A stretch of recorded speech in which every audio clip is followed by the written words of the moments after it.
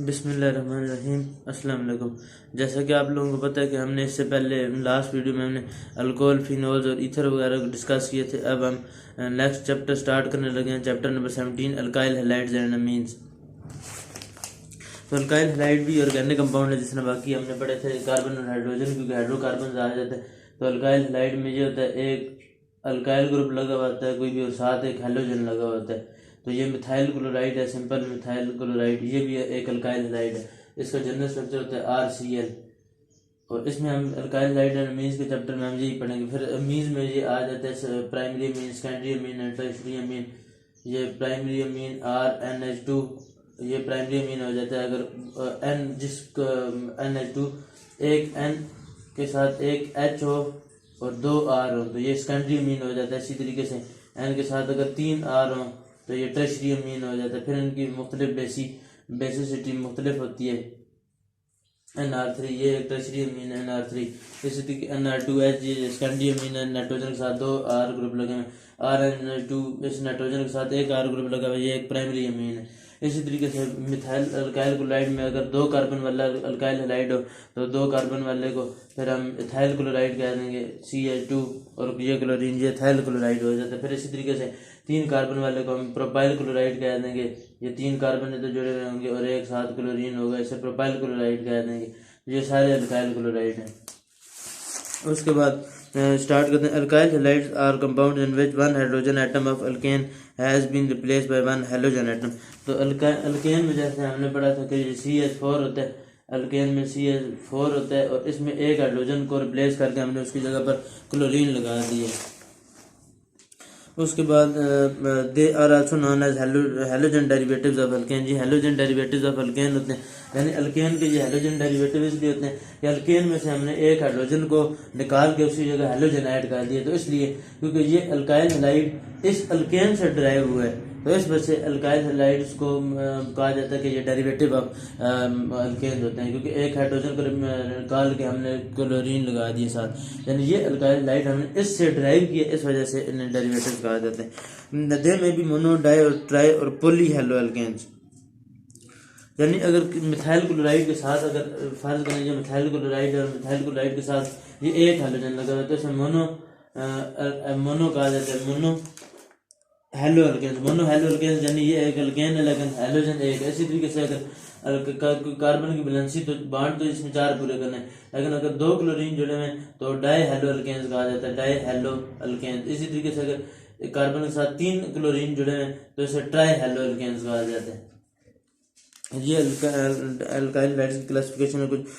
उसके बाद alkyl halides are classified into, alkyl halides की 3 बेसिक टाइप है, एक प्राइमरी अल्काइल हैलाइड, फिर सेकेंडरी अल्काइल हैलाइड, फिर टर्शियरी अल्काइल हैलाइड्स। तो उसी तरीके से प्राइमरी अल्काइल हैलाइड में तो यही है कि जैसे कि हमने एक पढ़ा कि एक कार्बन में मिथाइल क्लोराइड है, ये प्रोपाइल क्लोराइड, यानी कार्बन जिस एक ही हैलोजन जिस कार्बन के साथ जुड़ा हुआ है वो आगे किसी कार्बन के साथ नहीं जुड़ा हुआ, तो ये प्राइमरी अल्काइल क्लोराइड है। या अगर वो सिर्फ एक कार्बन के साथ जुड़ा हुआ है, या तो फिर एक तो ये आ गया प्राइमरी अल्काइल हैलाइड, ये पहली टाइप है, यानी हैलोजन जिस कार्बन के साथ जुड़ा हुआ है वो आगे किसी कार्बन के साथ ना जुड़ा हो या सिर्फ एक कार्बन के साथ जुड़ा हुआ हो, तो ये फिर सारे के सारे प्राइमरी अल्काइल हैलाइड्स होते हैं। अब ये सारे के सारे प्राइमरी अल्काइल हैलाइड्स हैं, लेकिन अगर हैलोजन जिस कार्बन के साथ जुड़ा है वो आगे 2 कार्बन के साथ जुड़ा हो तो ये सेकेंडरी अल्काइल हैलाइड है, इसे सेकेंडरी अल्काइल हैलाइड कहा जाता है। सेकेंडरी अल्काइल हैलाइड्स यानी हैलोजन जिस कार्बन के साथ जुड़ा है वो आगे सिर्फ 2 कार्बन के साथ जुड़ा हो, यानी कार्बन के साथ 2 R ग्रुप हो, इसे सेकेंडरी अल्काइल हैलाइड कहा जाता है। इसी तरीके से हैलोजन जिस कार्बन के साथ जुड़ा है वो आगे अगर 3 अल्काइल ग्रुप के साथ जुड़ा हो तो इसे टर्शियरी अल्काइल क्लोराइड कहा जाता है, टर्शियरी अल्काइल हैलाइड। तो ये तो टर्शियरी अल्काइल क्लोराइड तक बात थी। उसके बाद आगे आ जाता है नोमेनक्लेचर में यही जैसे मैंने आप लोगों को बताया, ये अब मीथेन से निकला है, यानी एक कार्बन वाले को मीथेन करना है तो ये मिथाइल क्लोराइड हो जाएगा। इसी तरीके से ये 2 कार्बन वाले कार्बन को इथेन का कहते हैं, तो ये इथेन के साथ एक हाइड्रोजन डाल क्लोरीन लगा दी तो ये इथाइल क्लोराइड। 3 कार्बन वाले अल्केन, जब 3 कार्बन वाले अल्केन को हम प्रोपेन कहते हैं, और प्रोपाइल वो होता है जिस प्रोपेन में से एक हाइड्रोजन निकाल दो, यानी अल्काइल होता है अल्केन में से एक हाइड्रोजन निकाल दो तो ये प्रोपाइल क्लोराइड हो जाएगा। तो ये इसकी मुख्तलिफ नेमिंग थी। उसके बाद अगर एक कार्बन दो कार्बन के साथ स्कैंडी और isopropyl bromide.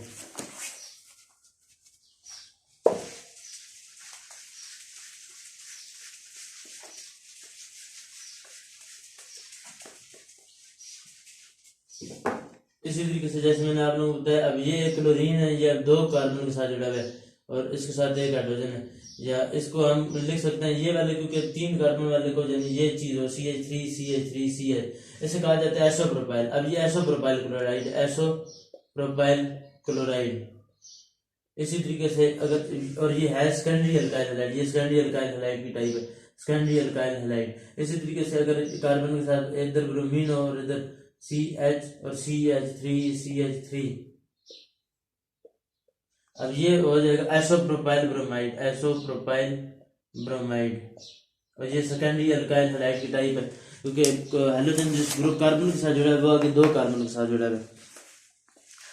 IUPAC system of the naming, वही नेमिंग उसी तरीके से जैसे हमने अल्कोहल का नोमेनक्लेचर पढ़ा है, या ईथर्स वगैरह का, अल्कोहल और फिनोल ईथर्स वगैरह के जैसे हमने नोमेनक्लेचर पढ़े, यानी सारों से पहले हमने लॉन्गेस्ट चेन सेलेक्ट करनी है। फर्ज करो ये अब आगे आ जाता है, ये अगर कार्बन कार्बन कार्बन कार्बन के साथ ब्रोमीन लगा है तो ये क्या हो जाएगा, ब्रोमोब्यूटेन हो जाएगा, ब्रोमोब्यूटेन। इसी तरीके से अगर तीन कार्बन वाला हो जिसके साथ ब्रोमीन लगा हो तो पहले हमने कहा था इसे प्रोपाइल ब्रोमाइड भी कह सकते हैं, प्रोपाइल ब्रोमाइड। लेकिन इसमें जब IUPAC नेमिंग हम करेंगे तो हम इस तरह लिख सकते हैं ब्रोमोप्रोपेन, ब्रोमोप्रोपेन। IUPAC सिस्टम में हम इस तरह लिख सकते हैं ब्रोमोप्रोपेन। अब अगर लगी हुई है 2 ब्रोमो 3 मिथाइल ब्यूटेन, 2 ब्रोमो और 3 मिथाइल ब्यूटेन, अगर ये हम बनाना चाहें 2 ब्रोमो 3 मिथाइल ब्यूटेन, तो हम किस तरह बनाएंगे, एक कार्बन, दो कार्बन, तीन कार्बन, चार कार्बन। ब्यूटेन की चार कार्बन, तीसरे कार्बन पे वो कह रहे हैं मिथाइल ग्रुप जुड़ा हुआ है और दूसरे कार्बन पे ब्रोमो जुड़ी हुई है, ब्रोमीन। तो इसे हम लिख सकते हैं 2 ब्रोमो 3 मिथाइल ब्यूटेन। या IUPAC सिस्टम हमने नेमिंग लॉन्गेस्ट चेन सेलेक्ट करनी है, उसके बाद नंबरिंग देनी है, नंबरिंग उधर से देंगे जैसे हेलोजन ग्रुप करीब बढ़ रहा होगा। उसके बाद हम लिखना है 2 ब्रोमो, यानी 2 पे ब्रोमीन जुड़ी हुई है और 3 पे मिथाइल ग्रुप जुड़ा है, 2 ब्रोमो 3 मिथाइल और ब्यूटेन। अब जिधर मैंने आप लोगों को बात पहले बताई थी, जिधर न्यूमेरिकल डिजिट और दूसरा आम अल्फाबेट आ जाता है उसमें डैश डालते हैं और फिर इधर भी डैश, इधर भी डैश। अब इधर मिथाइल और ब्यूटेन के दरमियान आप लोगों ने स्पेस देनी है। तो मैंने बताया था जिधर डिजिट और नेम आ जाए उधर आप लोगों ने स्पेस डैश डालनी है, जिधर 2 न्यूमेरिकल आ जाए उधर आपने कॉमा डालना है और जिधर 2 अल्फाबेट आ जाए उधर आपने स्पेस दे देनी है। और 2 ब्रोमो प्रोपेन, इसी तरीके से ये मुख्तलिफ हम ये भी लिख सकते हैं 2 ब्रोमो और प्रोपेन। अब 2 ब्रोमो प्रोपेन लिखने का क्या तरीका है, एक प्रोपेन है दूसरे कार्बन में ब्रोमीन जुड़ा है, इसको इस तरह भी लिख सकते हैं, उसके बाद इस तरह भी लिख सकते हैं 2 ब्रोमो प्रोपेन। जिस तरह ये अब है 2 ब्रोमो, ये भी 2 ब्रोमो प्रोपेन है ये वाली, क्योंकि दूसरे कार्बन के ऊपर ब्रोमीन जुड़ी हुई है। तो ये भी 2 ब्रोमो प्रोपेन है, यानी प्रोपेन 3 कार्बन वाले को प्रोपेन कहते हैं और दूसरे कार्बन के ऊपर ब्रोमीन जुड़ी है तो उसको 2 ब्रोमो प्रोपेन। इसी तरीके से इथाइल क्लोराइड में मैं आप लोगों को बता चुका हूँ, यानी 2 कार्बन वाला हो, कोई भी 2 कार्बन वाला हो उसके साथ एक क्लोरीन जुड़ा हुआ उसे कहा जाता है इथाइल क्लोराइड। इसी तरीके से 3 कार्बन वाला हो तो प्रोपाइल क्लोराइड, 4 कार्बन वाला हो तो ब्यूटाइल क्लोराइड, 5 कार्बन वाला हो तो पेंटाइल क्लोराइड, 6 कार्बन वाला हो हेक्साइल क्लोराइड। इस तरीके से चलता जाता है आगे। उसके बाद फिजिकल प्रॉपर्टीज इसकी क्या होती है कि द पोलर बॉन्ड क्रिएट्स अच्छा IUPAC नेम में इसकी वही बात है कि इसका नाम जो है इसका प्रोपाइल ब्रोमाइड भी हो सकता है, लेकिन IUPAC में आप लोगों ने हेलो अल्केन की फॉर्म में लिखना है, हेलो अल्केन में, क्योंकि प्रोपाइल ब्रोमाइड इसका और नेम है, लेकिन IUPAC में ये ब्रोमो प्रोपेन है, हेलो अल्केन के थ्रू ये होता है IUPAC नेमिंग में। क्योंकि ये जो इसमें जो प्रीफिक्स होता है हेलो, जो ब्रोमो होता है या वो पहले लिखा जाता है हाइड्रोकार्बन के नेम से पहले, यानी हेलो। अब ये 3 कार्बन वाला और 7 ब्रोमीन है तो ब्रोमो यानी ब्रोमो पहले लिखेंगे और हाइड्रोकार्बन का नेम बाद में लिखेंगे IUPAC में, यानी इस ब्रोमो प्रोपेन लिखेंगे। ये प्रोपाइल ब्रोमाइड भी है लेकिन IUPAC में इसका नाम ब्रोमो प्रोपेन है। इसी तरीके से अगर 4 कार्बन वाला कोई ब्रोमीन है जैसे कि ये तो इसका ब्रोमो ब्यूटेन होगा। इसी तरीके से 5 वाला है तो ब्रोमो पेंटेन। इसी तरीके से 6 कार्बन वाला है तो ब्रोमो हेक्सेन, 7 कार्बन वाला है तो ब्रोमो हेप्टेन, 8 कार्बन वाला है तो ब्रोमो ऑक्टेन। फिजिकल प्रॉपर्टीज इसकी ये होती हैं, polar bond creates a molecular dipole that raises the melting point and boiling point compare to alkane. इनका अल्केन से मेल्टिंग पॉइंट ज़्यादा होता है। अब अल्केन में क्या था, अल्केन में 2 किस्म के सिर्फ बॉन्ड मौजूद थे, एक कार्बन था और एक हाइड्रोजन था। अल्केन में CH4 कार्बन और हाइड्रोजन बॉन्ड था, इसलिए ये नॉन पोलर था, क्योंकि इसकी इलेक्ट्रोनेगेटिविटी 2.5 होती है, इसकी 2.1 होती है, तो इलेक्ट्रोनेगेटिविटी का डिफरेंस 0.5 से कम है। तो इलेक्ट्रोनेगेटिविटी का डिफरेंस ज़्यादा है तो कार्बन इसको अपनी तरफ से खींचता, लेकिन ये नॉन पोलर है, इसमें कोई पोलैरिटी क्रिएट नहीं हुई। जबकि ये जो मिथाइल क्लोराइड है इसमें पोलैरिटी क्रिएट हो जाती है। क्लोरीन की इलेक्ट्रोनेगेटिविटी 3.5 या 3.16 होती है, और ये कार्बन की जो है ये 2.5 है। क्लोरीन अपनी तरफ बॉन्ड पेयर को खींचेगा, एक बॉन्ड में 2 इलेक्ट्रॉन होते हैं, कार्बन अपनी तरफ क्लोरीन अपनी तरफ से बॉन्ड पेयर को खींचेगा, क्लोरीन के ऊपर पार्शियल नेगेटिव का चार्ज क्रिएट हो जाएगा, कार्बन के ऊपर पार्शियल पॉजिटिव का चार्ज क्रिएट हो जाएगा, तो ये इससे पोलर बन जाती है, जिसकी वजह से इसका ये बॉन्ड थोड़ा मजबूत हो जाता है पोलर पोलैरिटी की वजह से। यानी तो मेल्टिंग पॉइंट और बॉइलिंग पॉइंट वगैरह रेज कहा जाते हैं, हमें ज़्यादा हीट देनी पड़ती है बॉन्ड को तोड़ने के लिए। तो उसके बाद आगे आ जाता है इसका structure. Alkyl halide functional group consist of sp3 hybridized carbon atom bonded to the halogen group. अब वही बात है जैसे कि हमने NH3 में पढ़ा CH4, इसमें हाइब्रिडाइजेशन जो होती है वो sp3 होती है। अब CH इधर भी CH3 और साथ क्लोरीन जुड़ा है, ये sp3 हाइब्रिडाइजेशन है।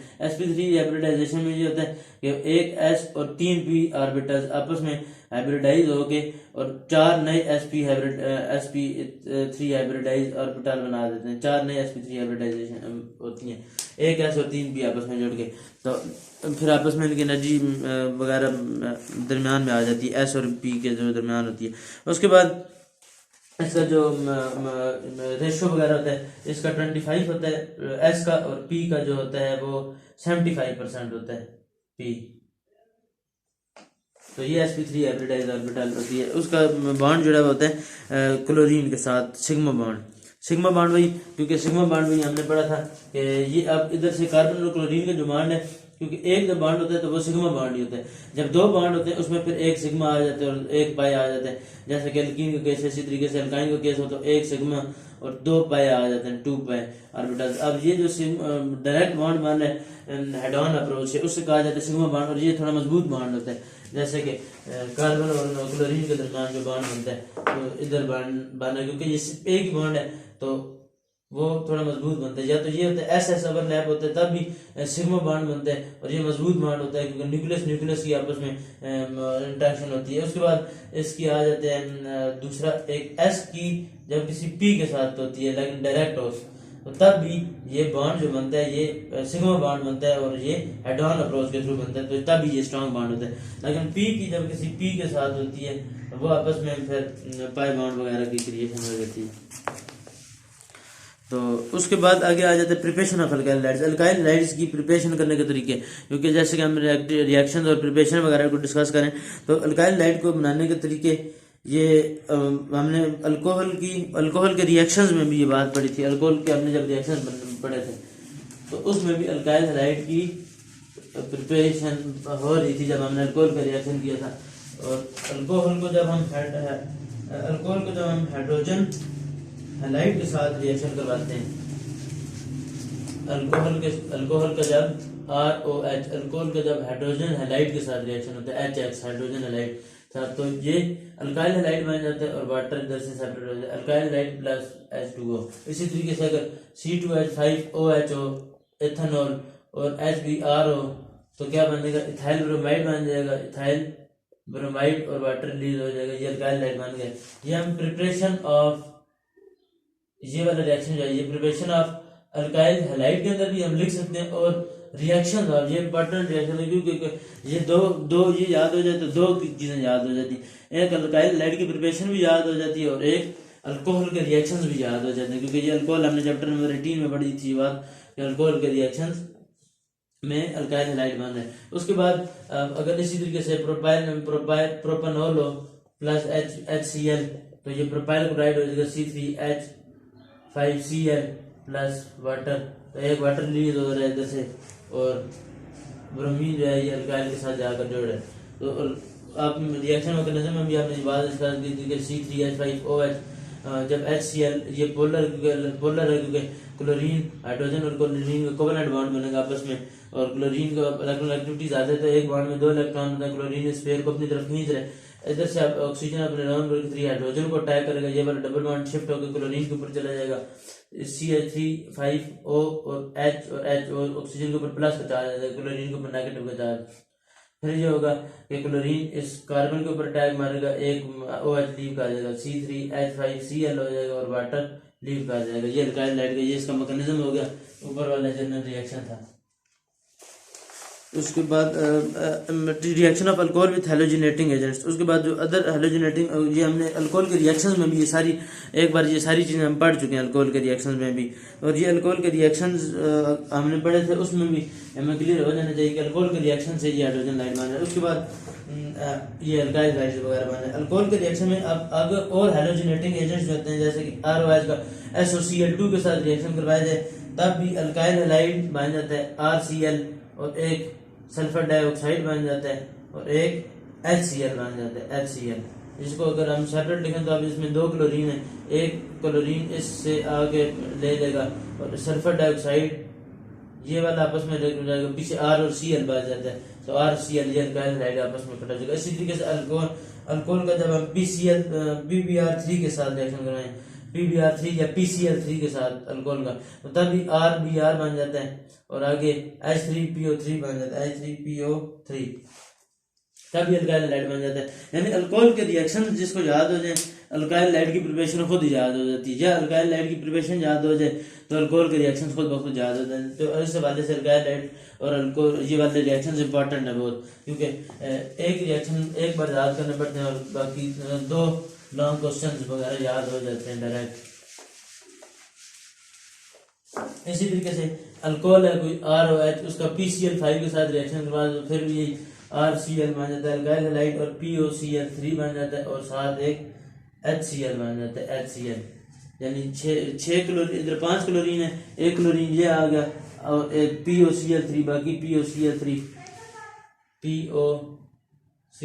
बाकी कुछ क्लोरीन इधर आ गए और एक HCl ने, एक क्लोरीन HCl ने ले लिया और बाकी RCl जो एक बच गया, एक क्लोरीन बच गया वो RCl बन जाएगा, अल्काइल लाइट बन जाएगा, और एक ये POCl3 बन गया और एक HCl बन गया। इस साइड पे भी 5 क्लोरीन है, एक क्लोरीन इधर, 3 क्लोरीन, ये 4 हो गए और एक ये वाला क्लोरीन 5 क्लोरीन हो गया। तो उसके बाद this method does not give the pure alkaline halides, लेकिन अच्छा ये वाला तो मेथड था ये खत्म हो गया। हेलोजिनेशन ऑफ अल्केन की हेलोजिनेशन, यानी अल्केन की जब हेलोजिनेशन करवाई जाए तो वो हमने फ्री रेडिकल मैकेनिज्म में ये बात पढ़ी थी अल्कोहल की हेलोजिनेशन में, हेलोजिनेशन ऑफ अल्केन में। अब ये CH4 है, CH4 में वही बात है, सारों से पहले हमने बात पढ़ी थी कि हेलोजिनेशन ऑफ अल्केन से भी अल्काइल हैलाइड बन जाते हैं, यानी हमने अल्काइल हैलाइड बनाना है और ये हेलोजिनेशन ऑफ अल्केन से बनता है। फ्री रेडिकल मैकेनिज्म इसमें इन्वॉल्व है। पहले क्लोरीन मॉलिक्यूल होता है Hb, उसके ऊपर रेज पड़ती हैं, क्लोरीन रेडिकल जनरेट हो जाता है और ये फ्री रेडिकल होते हैं फास्ट, जब एक रेडिकल जनरेट होता है आगे फर्दर रिएक्शन करते रहते हैं, स्टॉप नहीं होता रिएक्शन। उसके बाद ये आगे CH4 है तो प्लस एक क्लोरीन का रेडिकल है, होता है जो कि ये वाला बॉन्ड टूट के इधर आता है, ये वाला बॉन्ड टूट के इधर आता है, ये हाफ है रेशो, तो ये मतलब कि इधर से एक इलेक्ट्रॉन गया और इधर से भी एक बॉन्ड 2 इलेक्ट्रॉन है, तो एक बॉन्ड क्लोरीन की तरफ गया और एक बॉन्ड हाइड्रोजन की तरफ, तो ये CH3 हो जाता है और एक रेडिकल आ जाता है और इधर एक HCl आ जाता है। फिर इनिशिएशन, प्रोपगेशन और टर्मिनेशन में ये वाली बातें हमने पढ़ी थी। उसके बाद ये अब मिथाइल रेडिकल है। अब मिथाइल रेडिकल के बाद क्या होगा, मिथाइल रेडिकल एक क्लोरीन के साथ रिएक्शन करेगा, क्लोरीन मॉलिक्यूल के साथ, तो क्या हो जाएगा, ये क्लोरीन का मॉलिक्यूल फिर टूटेगा, ये इस तरह बॉन्ड बना लेगा, ये वाला बॉन्ड इस तरह बना लेगा, ये एक क्लोरीन रेडिकल फिर जनरेट हो जाएगा और एक ये मिथाइल क्लोराइड बन जाएगा। अब ये मिथाइल क्लोराइड इसी तरीके से आगे रिएक्शन करता जाएगा। मैं इसी तरीके से इसका रिएक्शन और लिखूं, अगर इधर तक हो गया, उसके बाद क्या होगा, एक मिथाइल क्लोराइड बन गया, मिथाइल क्लोराइड। फिर क्या होगा कि ये वाला क्लोरीन का रेडिकल जो है, अब दोबारा एक क्लोरीन का हम रेडिकल ऐड करेंगे। इधर पहले हमने क्या किया था, सारों से पहले क्लोरीन का रेडिकल था, क्लोरीन टूटा था, chlorine radical plus chlorine radical में फिर हमने एक मीथेन डाली और एक क्लोरीन का रेडिकल डाला, तो ये मिथाइल क्लोराइड और HCl के अंदर कन्वर्ट हो गया। फिर हमने मिथाइल क्लोराइड लिया और एक क्लोरीन का मॉलिक्यूल डाला, ये मिथाइल क्लोराइड और Cl के अंदर कन्वर्ट होगा। इसी को अगर हम खोल कर लिखें दोबारा CH3Cl प्लस क्लोरीन रेडिकल, अब क्या होगा कि दोबारा ये वाला क्लोरीन चलो इस साइड पे लिख देते हैं, ये वाला एक बॉन्ड दोबारा लूज करेगा, ये वाला बॉन्ड इधर एक दोबारा आएगा, फिर क्या होगा ये HCl एक अलग हो जाएगा और कार्बन के ऊपर रेडिकल और H और इस साइड पे Cl आ जाएगा। अब दोबारा ये होगा कि ये वाला क्लोरीन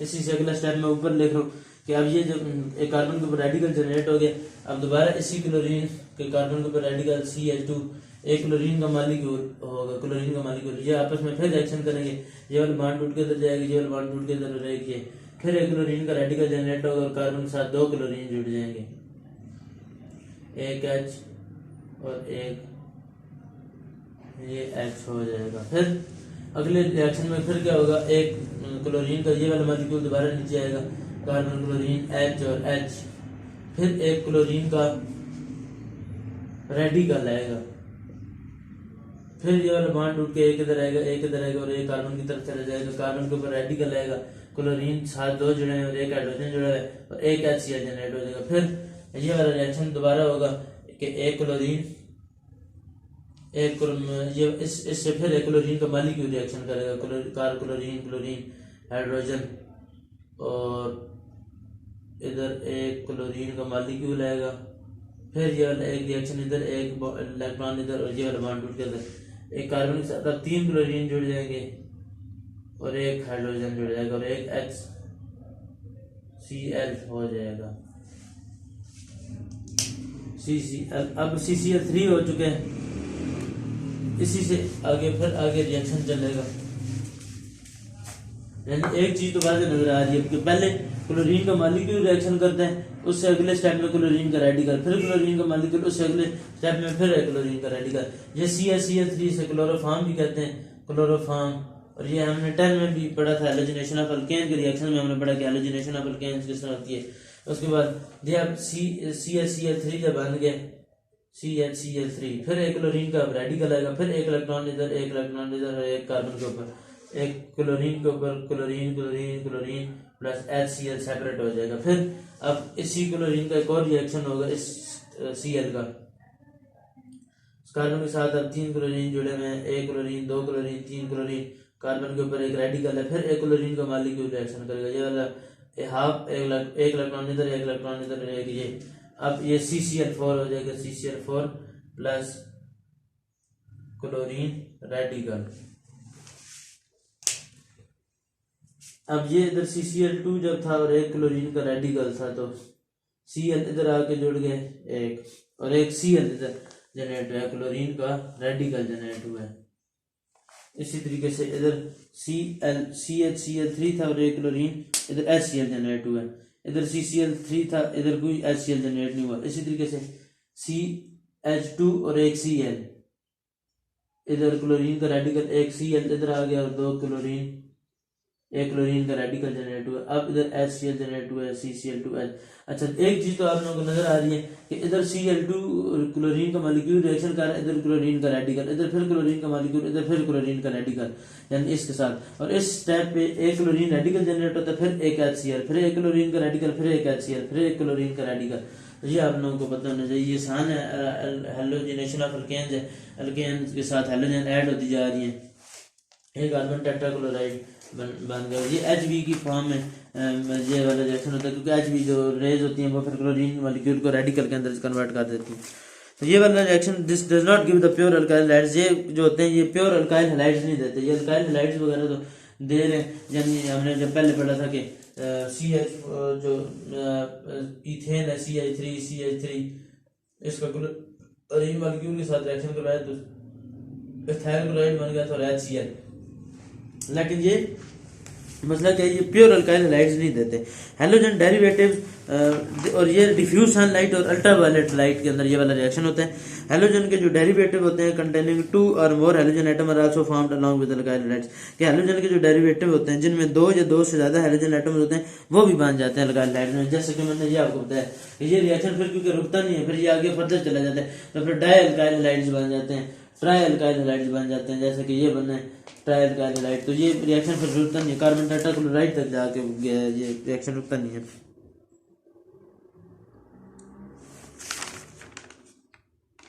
फिर आगे आ जाती है इसकी रिएक्टिविटी। अब वो कहते हैं इसकी जो रिएक्टिविटी है वो 2 किस्म की होती है। अब bond polarity of carbon hydrogen, carbon H bond and bond energy of carbon hydrogen bond.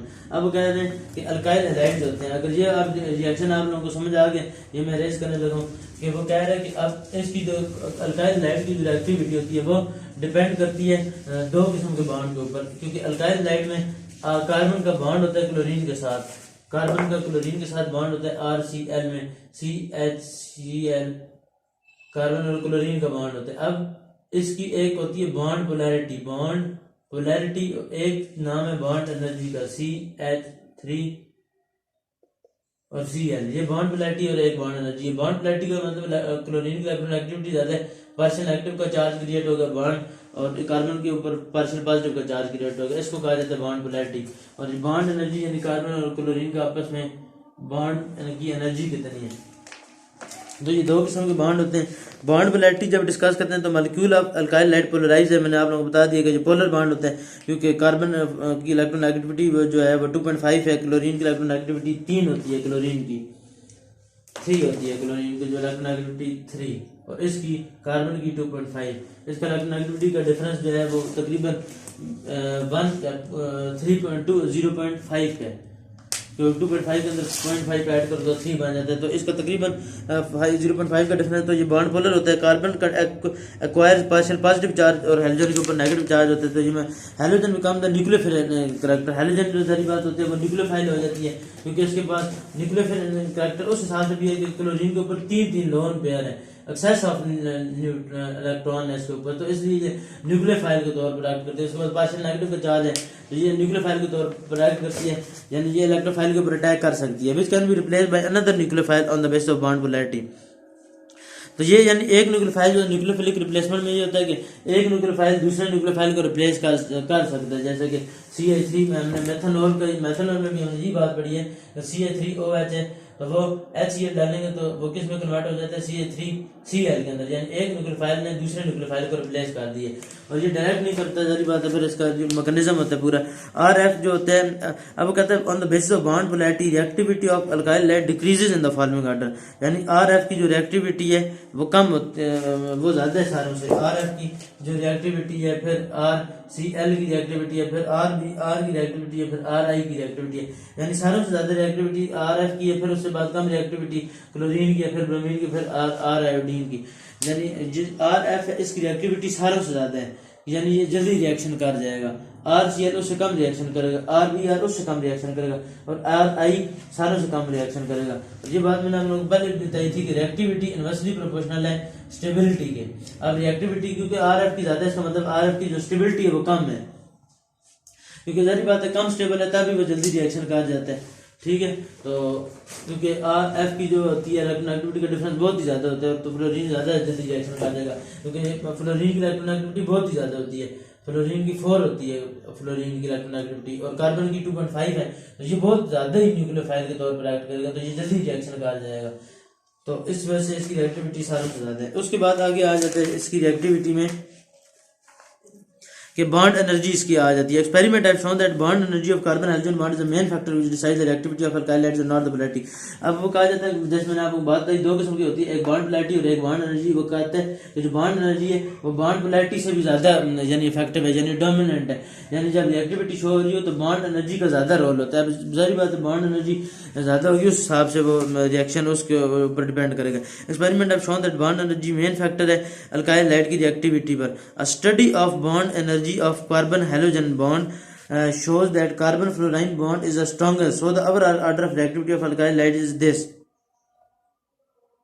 R F का यानी बॉन्ड स्ट्रॉन्ग है तो इसलिए वो रिएक्शन नहीं करेगा, इतना ज़्यादा स्ट्रॉन्ग है that alkyl fluoride do not react under ordinary condition. Alkyl fluorides, अब वो कहते हैं कि दो किस्म के बॉन्ड है, अगर देखी जाए बॉन्ड पोलैरिटी तो उसमें आर एफ ज़्यादा रिएक्टिव है, क्यों? क्योंकि ऑक्सीजन फ्लोरीन की इलेक्ट्रोनेगेटिविटी ज़्यादा है, बहुत ज़्यादा है, तो ये न्यूक्लियोफिलिक के तौर पे ज़्यादा एक्ट करेगा, तो ये जल्दी रिएक्शन कर देगा।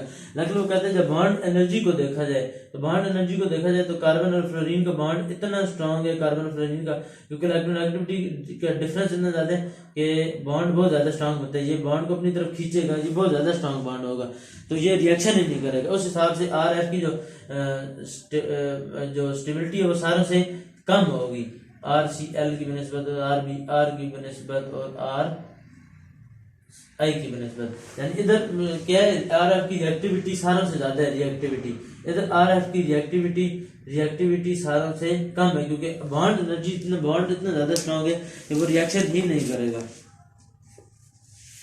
Nucleophilic substitution reaction of alkyl halides, यानी nucleophilic substitution reaction alkyl halides के कौन कौन से होते हैं? अल्काइल क्लोराइड्स हो गए, ब्रोमाइड हो गए, आयोडाइड हो गए, are good substrate for nucleophilic substitution reactions, यानी ये न्यूक्लियोफिलिक सब्स्टिट्यूशन रिएक्शन देते हैं अल्काइल क्लोराइड, जैसे हमने बताया एक न्यूक्लियोफाइल दूसरे न्यूक्लियोफाइल की जगह पर आके जुड़ जाएगा। A variety of nucleophile can be used to generate a range of new functional groups, यानी इसमें फंक्शनल ग्रुप इंटर कन्वर्जन भी कहते हैं, यानी एक फंक्शनल ग्रुप दूसरे में कन्वर्ट हो जाता है। अब ये देखें अल्कोहल था, अल्कोहल को हटा के हमने हेलोजन डाल दी, यानी इससे फंक्शनल ग्रुप FgI, रेट्रोसिंथेसिस में से FgI कहते हैं फंक्शनल ग्रुप इंटर कन्वर्जन, यानी एक फंक्शनल ग्रुप दूसरे के अंदर जाकर कन्वर्ट हो गया।